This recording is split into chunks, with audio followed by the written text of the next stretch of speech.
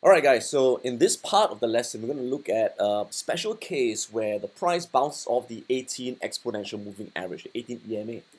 So usually, again, I like to see the price bouncing off the 50, the 100, or the 200 moving average. The 18 EMA is not as strong a support as the other bigger moving averages, right? But there are times when some really strong momentum stocks bounce off the 18 EMA and they make good trades. So I would take an 18 EMA trade provided the following conditions are met. Okay, for 18 EMA, I demand that the price, when bouncing off the 18 EMA, has both the MACDs 1859 and 5009 in a strong bullish condition. Right. So far we've only used the MACD 5109, if you recall, for all the other moving averages. Right. And we say that for going long, they must be bullish or not cross bearish more than 5 candles ago, right? But for the 18 EMA, I must have the MACD 5009 as being bullish. In other words, the MACD line should be above the signal line, okay? And preferably, both lines are above the zero line. In addition to this MACD, I also look at a shorter term MACD, which is the MACD 18, 50, and 9. And I also insist that this MACD be bullish, right? The MACD line is above the signal line and both lines are above the zero line. So let's take a look at a few examples over here. So this is an example of Domino's Pizza. Gaps up, pulls back to the 18 EMA. And you can see that this is a 2-candle reversal pattern followed by a confirmation candle, right? It's bouncing off the 18 EMA. So notice that at the point of the bounce, we have two MACDs. The MACD 5009, which we've looked at all the while, the MACD line, in this case is black, is above the red signal line, so it's bullish, all right? And both lines are above the zero line. So notice that MACD has a zero line somewhere here, right? Both lines must be above that zero line. Similarly, for the MACD 1859, which is the new MACD we're looking at, again, the black line, MACD, above the signal line, and both above the zero line, which you can see over here, that zero line. Similarly, we want stochastics to be oversold during the bounce. So over here, you can see stochastics below 30. So this tells us that at the point of the bounce, we are oversold on a short-term basis, but momentum is still strong. Okay, and we place our buy limit order as per normal above the high of this confirmation candle. Our stop loss below the low of the swing low candle or the confirmation candle, and our target price for 2.5 ROA. Here's another example on IBIO. So again, we have a bounce off the 18 EMA. MACD 5009 is bullish. Okay, MACD 1859 is bullish. Stochastics is below 30. So oversold with strong upward momentum. All right, and we can wait for the confirmation candle and we can place our order and take the trade out. Now, how about for short entry? Similarly, when you go short and it bounces off the 18 EMA, we want both MACDs to now be bearish. In other words, the MACD line, which is black, below the red signal line, and both below the zero line. So it's the complete opposite, right? So here's an example of YPF price. It's on a downtrend, rallies up, hits the EMA, okay, and we see MACD is bearish, right? Black line, MACD line below the signal line. 1859 is bearish as well. Stochastics, this time we want it to be overbought, temporarily overbought above 70, okay, and we can take the trade all the way down, right? So again, notice in this instant, we have got the trade through pattern over here. And this is not a confirmation candle, but the confirmation candle has to be bearish for shorts. And it must close below the low of the reversal candle. So doesn't confirm, doesn't confirm, doesn't confirm, doesn't confirm. Okay, this candle is the confirmation candle because it closes below the low of this candle. Usually, I do not wait for so many candles to confirm. I prefer to confirm in the next 1 or 2 candles, but I still took this trade nonetheless. So I place my sell stop limit order, a few cents below the low of this candle, 3 cents below.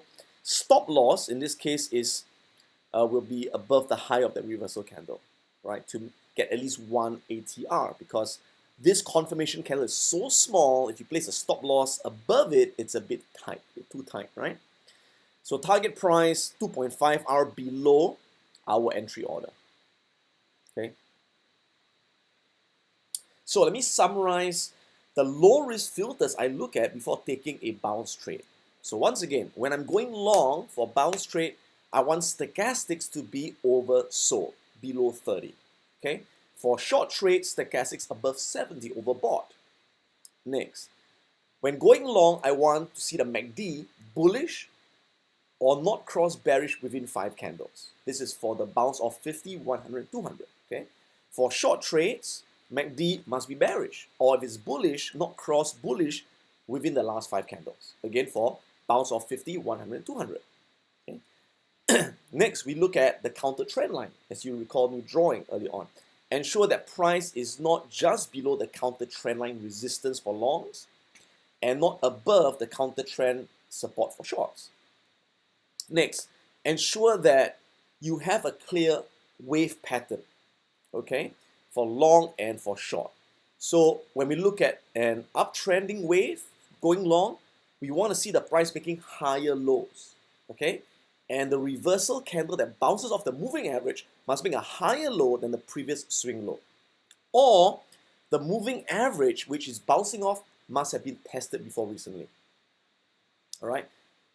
For a short, we want to see a downtrending wave, okay, where again price making lower high. So the reversal candle that bounces off the moving average must make a lower high than the previous swing high, showing us a downtrend wave. Or the moving average must have been tested before.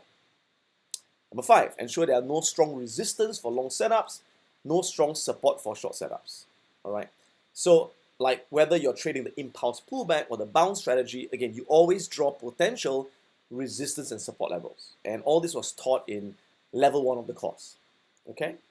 Next, ensure no earnings release in the next 7 days. Again, like all trades, I always avoid taking a trade if earnings are going to be released within the next 7 days. So let's talk about risk and trade management. So notice that for all our swing trading strategies, when we enter the trade, we always have a fixed target price and a fixed stop loss price. So in this case of the bounce strategy, we fix a set target price of anywhere from 2R to 2.5R. Now, usually for a bounce trade, it's a continuation trend following trade. In other words, we are buying on the uptrend or we are selling on the downtrend. So because we are following the trend, we can actually place a target price of 2.5R most of the time. But sometimes if there's a strong resistance level where you think, I can't reach 2.5R, you can place your target price at 2R, that's fine. But I would say always aim for at least 2R. So you're risking 1R to make 2R, okay? Now, once you're in the trade, once the price moves 1R in your favor, you shift your stop loss to your entry price. So once you do that, you've got a break-even trade, right? So the worst that can happen if the price comes down and hits your stop loss, you get out at break even. You get a 0R outcome. Okay. If it hits your profit target, you get a 2R or 2.5R outcome. So when you trade in this way, notice that there are only 3 outcomes. You either get 2.5R, which is your maximum profit, or 2R, all right? Or you get 0R at break even or minus 1R when it hits your stop loss, even before it gets a chance to move 1R in your favor. Now, when I first started trading, I used to micromanage my trades. So once I enter the trade, I look at it every single day and I say, okay, now this candle is forming and should I get out now? Should I get in now? And I found that over the years, you get the best performance by adopting a buy and forget strategy. In other words, once you place your orders and the trade is triggered, once you're in the trade, let it do what it needs to do. Okay, don't micromanage it. Either just let it hit the profit target or hit the stop loss. That's it. Okay, because the more you attempt to micromanage it, okay, the worse your performance is. Okay, so once you enter the trade, let it do what it needs to do. You have less stress, you have more time on your hands, and you get better performance at the end of the day. Okay, now some people ask me, Adam, why do you put a fixed target price at 2R or 2.5R? Okay, what if the stock keeps running up? Isn't that a bad decision, right? I'm going to regret that. Well, let me just tell you that is the exception rather than the norm. Okay, most of the time, not all stocks will start running all the way up. Okay, most of the time, once you hit 2 to 2.5R, it tends to come down again before moving further later on. Okay, so let me give you an example of what I mean. So say this is a bounce trade, right? The impulse over there, and we have a pullback, all right, or retracement, impulse retracement. Okay, so we are buying somewhere here, right, during this dip on the uptrend. So I'm going to draw. Let's just imagine this is the moving average, like so. Okay, so our target is to enter here. Our stop loss is somewhere over here. Okay, so this is again our 1R. Okay, and our aim as swing traders is to exit somewhere here. Right, this is a high, higher high, and higher high. So by this, when it reaches here, we are aiming to get 2R to 2.5R. Okay, that's known as a swing trade. Okay, now that is why it is important that usually I want to ensure that when I look at the previous highs, right, this is the previous high, I want to ensure that by the time the price reaches the previous high, I would have earned at least 1R in potential profit. Okay, it should move at least 1R by the time it reaches the previous high. Why? Because once it reaches the previous high, I would then move my stop loss, which is originally here. This is my original stop loss. I'll move my stop loss to the entry price, which is now over here, to again have a break-even trade, right? So in case if the price is not able to break this previous high, if this becomes resistance and the price comes back down and hits my stop loss, I get out at break-even. So that's the rationale for doing it.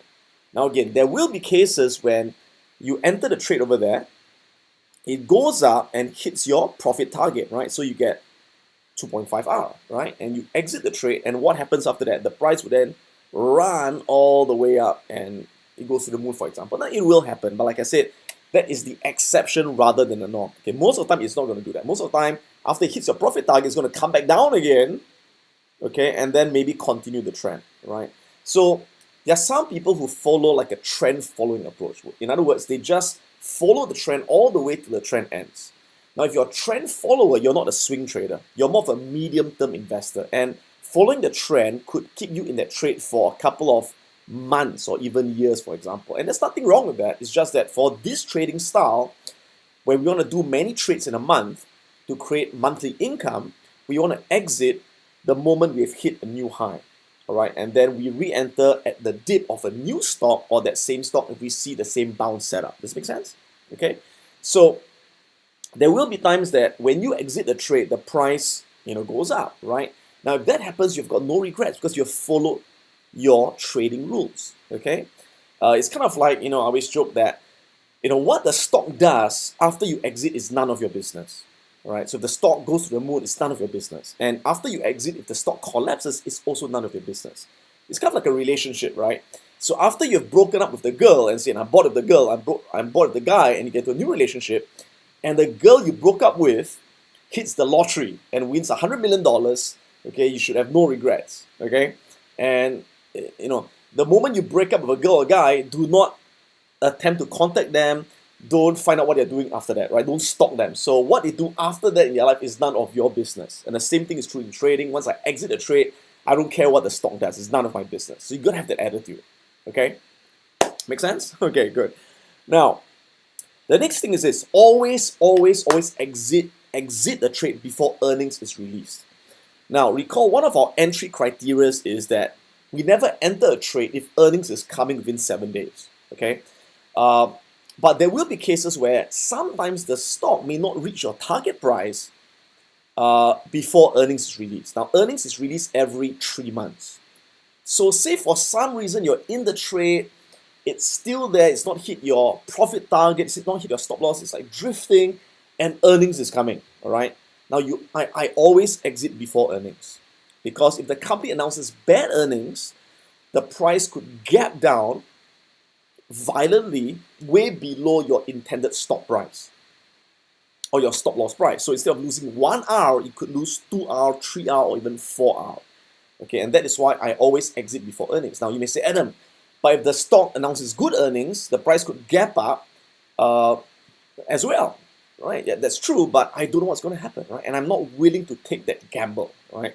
I'd rather get out and go into a stock where earnings is not in play, okay? So always check when earnings is going to be released. Now you can check the earnings date from your charting software. For example, on Thinkorswim, you can see the icon at the bottom of the chart that says earnings, right? It's a red icon. So when you see the red icon coming, get out, right? You can also go to google.com/finance, Google Finance website, key in the stock symbol, and you can check the next earnings date under events, under the events calendar. Okay.